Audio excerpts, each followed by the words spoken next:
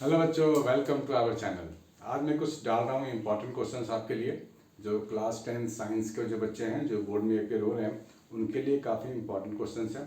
इसमें कुछ कुछ आपको नए नए चीज़ें भी मिलेंगे। तो जो भी आपको लगता है नया चीज़ है, नया चीज़ सीख रहे हैं, उसको बोर्ड लेटर में कहीं कहीं आप लिख लो अपनी नोटबुक में, ताकि आप उसको देखो कि याद हो जाए। ठीक है बच्चों, ये सब इंपॉर्टेंट क्वेश्चंस हैं, मुझे लगता है आपको जानना चाहिए बोर्ड के लिए, हो सकता है बोर्ड में आ जाए। राइट, ये कोई मैं पर्टिकुलर पेपर नहीं कर रहा हूँ, मैं इंपॉर्टेंट क्वेश्चन आंसर यहाँ आपको बताने आया हूँ। ठीक है, चलिए स्टार्ट करते हैं। यहाँ पे बोला गया which of the following oxide is are soluble in water to form alkalis. ठीक है ना, क्या बोला गया, विच, आप क्वेश्चन देख लो, स्क्रीनशॉट भी ले सकते हो। Which of the following oxide are soluble in water to form alkalis. तो सबसे पहली बात है, क्वेश्चन को आपने देख लिया, खुद से ट्राई करके देखो, खुद से ट्राई करके देखो, सर खुजाओ, थोड़ा स्ट्रगल करो, नहीं होता है तो वीडियो तो आपके लिए बना ही रहा हूँ। ठीक है ना, तो यहाँ पे वीडियो को पॉज करके आप खुद से भी ट्राई कर सकते हो, क्वेश्चन आपको दिख गया है तो मैं हट जाता हूँ, स्क्रीनशॉट ले लो। ठीक है ना, चलो।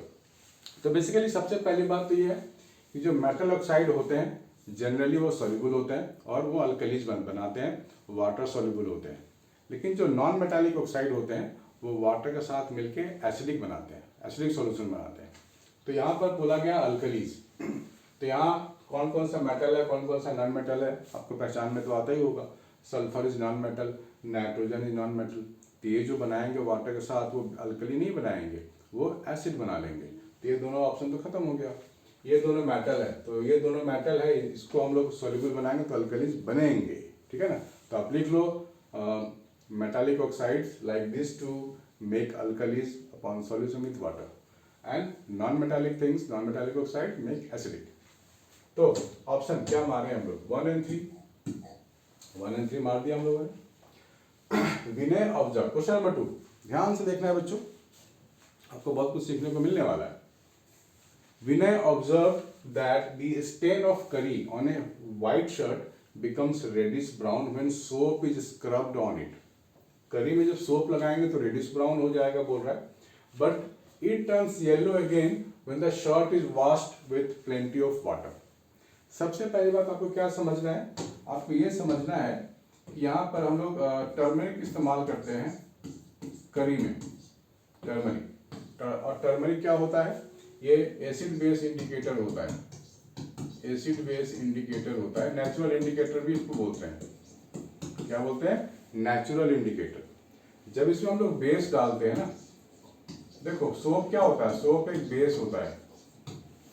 सोप आप लिख लो, शायद आपको नहीं पता हो, पता हो तो बहुत अच्छी बात है।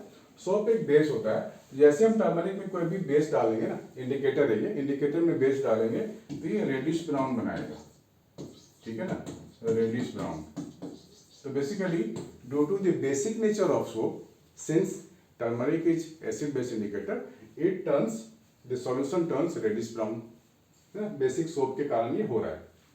जब वाटर इसमें डालेंगे हम लोग, वाटर डालेंगे तो क्या होता है, वाटर डालेंगे तो क्या होगा, ये जो सॉल्यूशन है, बेसिक सॉल्यूशन है, वो तो अल्कली बन जाएगा, वो तो पानी में मिल जाता है, सॉल्यूशन बन जाता है और वाटर के साथ बाहर चला जाता है।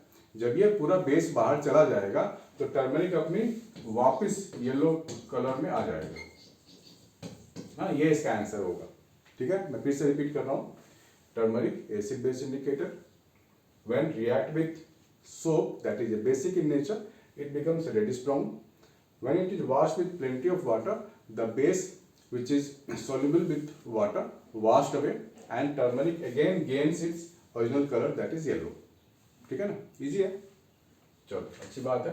तो इसका जो आंसर होगा वो क्या होगा, soap is basic in nature and turmeric is a natural indicator which gives reddish brown tinge in bases. ठीक है, ये तो सेकंड और थर्ड वाला हो गया, सेकंड एंड थर्ड वाला, यानी कि बी ऑप्शन। ठीक है ना, बी ऑप्शन में टिक मार दूंगा, ऐसे हो गया।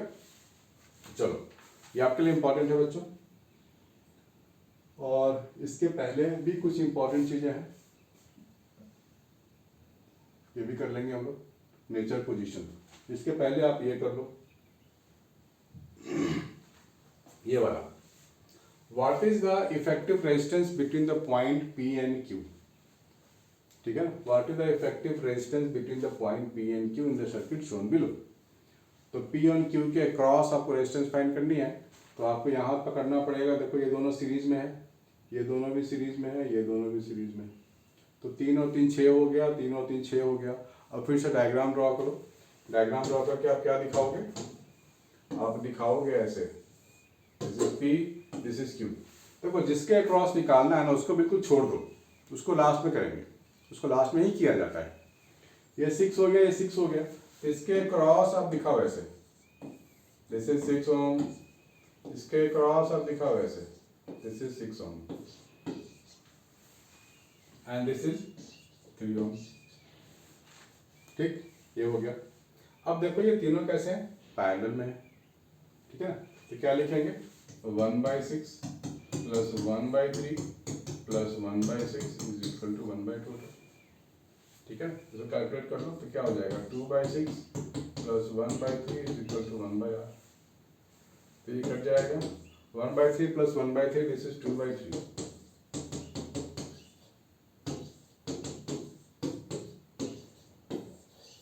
तो r मुझे मिल गया 3/2 ओम। r मिल गया 3/2 यानी कि 1.5 ओम। टिक मार दो फटाफट, इसको टिक मार दो फटाफट। ठीक है, बढ़िया, आपको दिख रहा है? यस, विजिबल तो है। हो गया ना? 14 वाला करते हैं। Question number 14। You are given 4 bulbs of 25 watt, 40 watt, 50 watt and 60 watt. Which bulb has the lowest resistance? ठीक है ना, सिर्फ पावर दी गई है, आपको बोला गया which bulb has the lowest resistance। देखो बच्चों, जब भी आपको पावर गिवन हो और रेजिस्टेंस मांगा जाता है तो बच्चे यहाँ कंफ्यूज रहते हैं।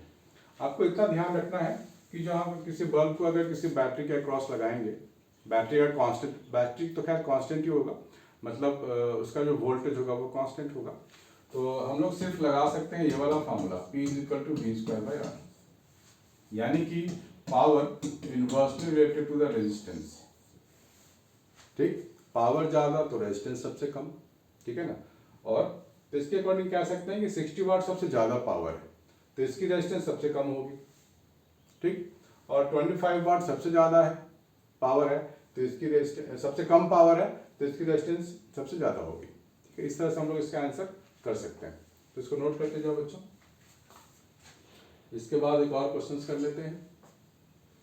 10 centimetre tall object is place perpendicular to the principal axis. इस क्वेश्चन को ध्यान से देखो, स्क्रीनशॉट लो, खुद से ट्राई करो, फिर मैं बताऊंगा।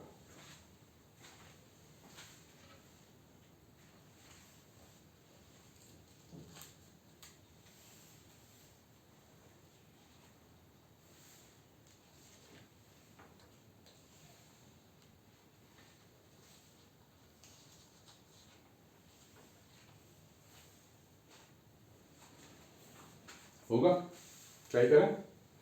10 centimetre tall object is place perpendicular to the principal axis. Height of object तो गिवन है, फोकल लेंथ भी गिवन है, कॉन्वेक्स लेंस है, तो आप लेंस फॉर्मूला लगा लें, 1/v - 1/u = 1/f। ठीक है ना, यानी कि 1/f + 1/u ऐसे लगा सकते हैं। फोकल लेंथ गिवन है 12। The distance of object from the lens is 18 centimetre. ये 12 सेंटीमीटर है फोकल लेंथ और ये है 18 सेंटीमीटर का। तो इसको आप यहाँ से v निकाल सकते हैं हम लोग, 18 - 12 6, 12 और 18 36 सेंटीमीटर। ठीक है, 36 centimetre. Find the nature, position and size of the image found.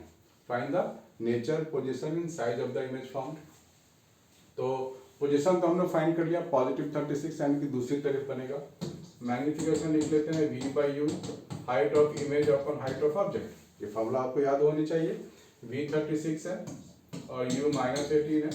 Height of image हमें मालूम नहीं है, हाइट ऑफ ऑब्जेक्ट गिवन है 10, तो ये 2 हो गया। हाइट ऑफ इमेज मेरे को मिल गया -20 सेंटीमीटर, यानी कि इन्वर्टेड है। क्या है? इन्वर्टेड। और क्या है? -20 सेंटीमीटर। देखो ट्वाइस हो गया, ट्वाइस हो गया, इनलार्ज, ये इनलार्ज हो गया। ठीक है, तो ये हमने सारा बता दिया, इन्फॉर्मेशन हो गया, इससे ज़्यादा कुछ लिखने की जरूरत नहीं है। 32 32। ठीक है बच्चों, स्क्रीनशॉट लेते जाओ, देखते जाओ, सीखते जाओ, ये तो इजी है आपके लिए।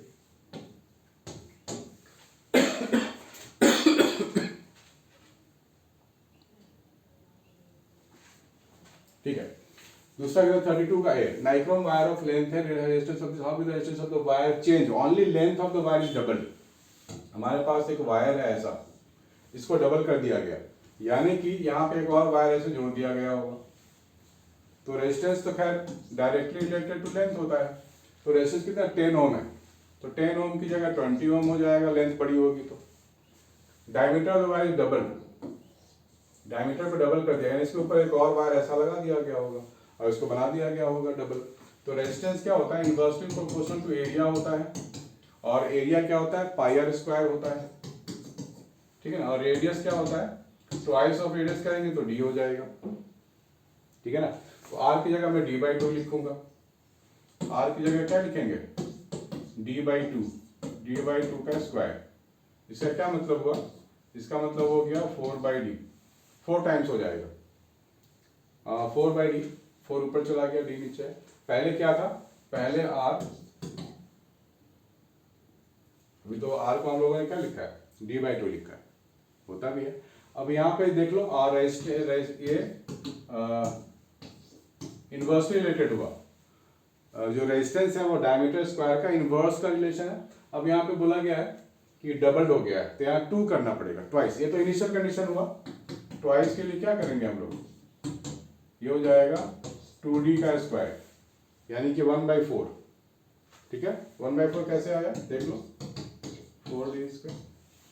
ठीक है, पहले 1/d स्क्वायर, 1/4d स्क्वायर, तो 10 डिवाइड बाई 4 करेंगे, यानी कि 2.5 ओम, 2.5 ओम। ठीक है ना, तो इनवर्स रिलेशन का मतलब यही है, पहले 10 था, एरिया बड़ा करेंगे, डायमीटर बड़ा करेंगे तो रेजिस्टेंस छोटा हो जाएगा, तो 10 डिवाइड बाई 4, 10 डिवाइड बाई 4 2.5। ये कर लेते हैं आगे। एलवाई से क्यों बने होते हैं, एलवाई के लिए मैंने अलग से बना रखा है वीडियो, आप चाहो तो देख सकते हो, एलवाई के क्वेश्चन आंसर है, मैं लिंक यहाँ डाल दूंगा, मैं लिंक को एलवाई वाला भी डाल दूंगा। ये भी कर लेते हैं, एलवाइस क्यों बने होते हैं, एलवाइस की रेजिस्टेंस ज़्यादा होती है, थोड़ा सा भी हम लोग करंट देते हैं तो हीट हो जाता है ना, हीट का फॉर्मूला आपको मालूम है, एलवाई की रेजिस्टेंस बहुत ज़्यादा होती है, थोड़ा सा हीट करोगे, पूरा थोड़ा सा इलेक्ट्रिसिटी दोगे तुरंत हीट हो जाता है, और जल्दी वो मेल्ट नहीं होता, उसकी मेल्टिंग पॉइंट हाई होती है, melting point is very high, very high. Normal resistance को हीट करेंगे तो बर्न हो जाएगा, उतना करंट में अगर बर्न करें तो बर्न हो जाएगा बहुत जल्दी। तो ये बोल सकते हैं कि heating devices are made up of alloys because they have very high melting point, they don't melt easily, और यहाँ पे क्या है, they have high resistance and they heat up very easily। तो हीटिंग डिवाइस में तो यही चाहिए ना, हमारे को तो हीट ही चाहिए, गीजर हो गया, प्रेस करने वाला आयरन हो गया, तो हीटिंग डिवाइसेस है। Right any 3 differences between resistance and resistivity. ठीक है, क्या लिखेंगे, रेजिस्टेंस एंड रेजिस्टिविटी का डिफरेंस पूछ रहा है, रेजिस्टेंस और इधर हो गया रेजिस्टिविटी। फर्स्ट क्या लिखेंगे, it is a resistance offered by atoms to the flow of electrons. आपको दिख रहा है बच्चों,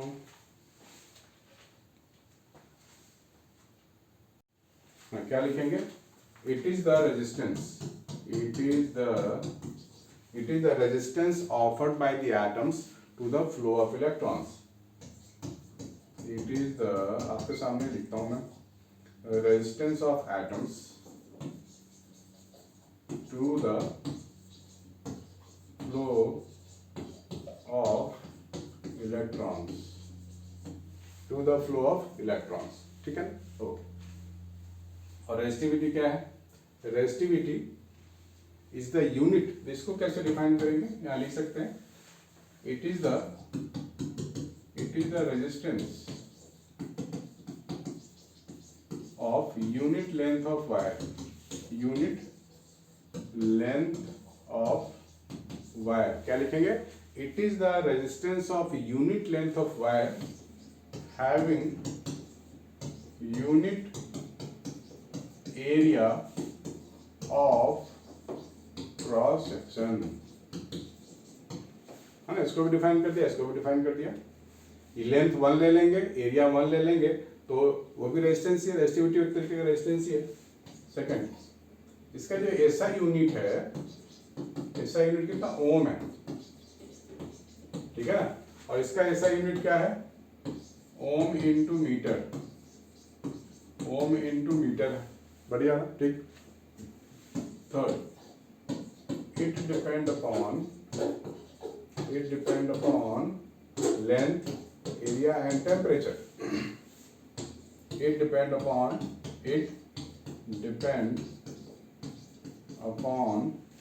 material of the substance. It depend upon the material of the substance. मेरी हैंडराइटिंग पे मत जाना, मैं जो बोल रहा हूँ वो आप समझ सकते हो। It depend upon material of the substance and temperature also. ठीक है ना, ये 3 आपने लिखना है, ज़्यादा लिखना नहीं है, ये 3 पॉइंट आपको लिखना है, ठीक है बच्चों। तो ऐसे क्वेश्चंस आंसर्स इंपॉर्टेंट वाले आपको मिलते रहेंगे, आपको नोट डाउन करना है। अगर आपको पसंद आया तो लाइक कमेंट शेयर जरूर करना बच्चों, अपने दोस्तों को भी शेयर करो, शेयर करोगे नॉलेज बढ़ता है, राइट। चलो बच्चों, मिलते हैं नेक्स्ट वीडियो में, बाय एंड टेक केयर।